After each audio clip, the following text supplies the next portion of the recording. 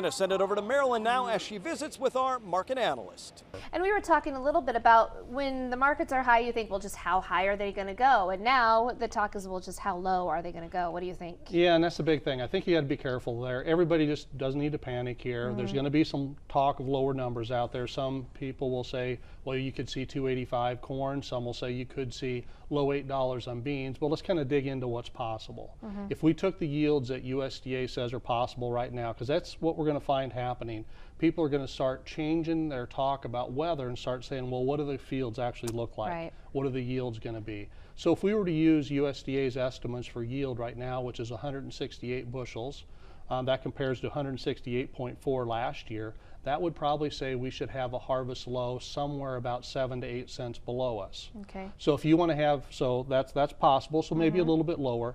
If somebody says, well, it's going to go to 285, what does it take to do that? Then you have to be talking a new record level of yield, and that would have to be about 178 bushels to the acre, which would be a bushel higher than 2014. We don't think that's going there. We think we should be finding some support really pretty soon right below us. So what should our farmers be doing now? Yeah, sitting here right now, this is the hardest decision that you have, and let's break it down on old crop and new crop, and let's go actually new crop first.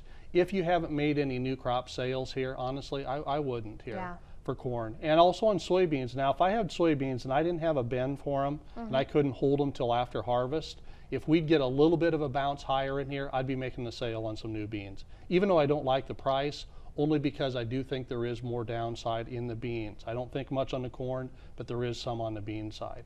On these old crop bushels here, you're going to have to take any little bounce that you can get and sell them, because we're just going to run out of time, because it doesn't appear that the weather is going to be threatening enough yet during the month of August to give us another bounce to get us back up above 4 or above 10 on the beans.